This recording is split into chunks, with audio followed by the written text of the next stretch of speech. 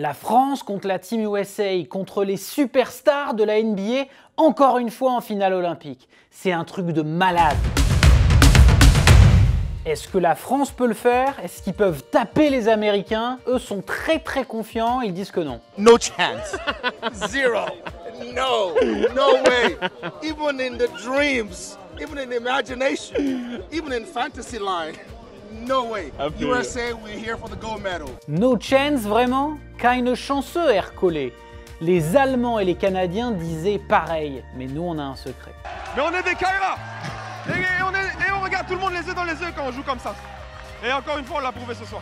Basket, volley, rugby, foot et handball, on est en finale partout. Ça a été dur pour nos handballeuses, elles ont été menées tout le match face à la Suède, mais elles se sont qualifiées en finale face à la Norvège.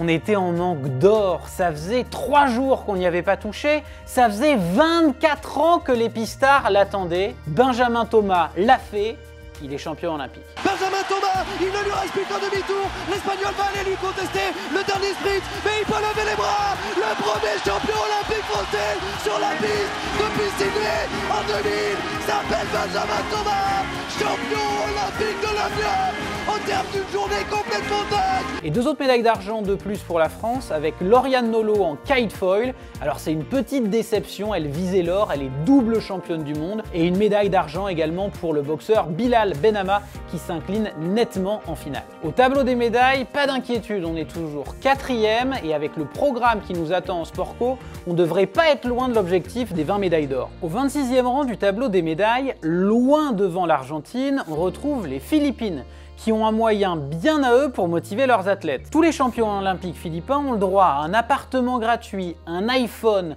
de l'argent et des cookies et des ramen à volonté tout au long de leur vie.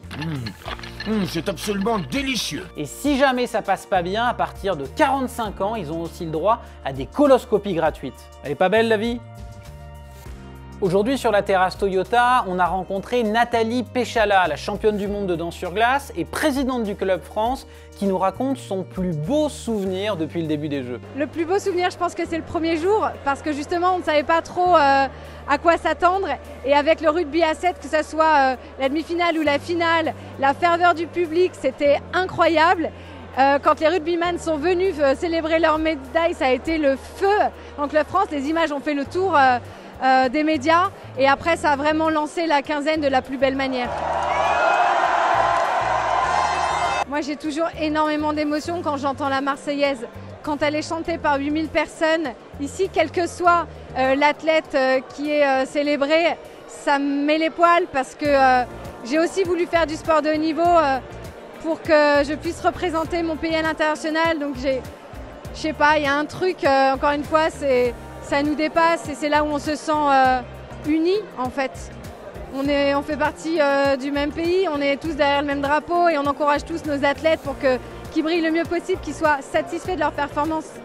Donc je trouve ça magnifique. Merci à Cyril Camacho pour le montage et on se retrouve demain avec Joris Krollbois pour débriefer la revanche de nos Bleus face à l'Espagne en finale olympique de football.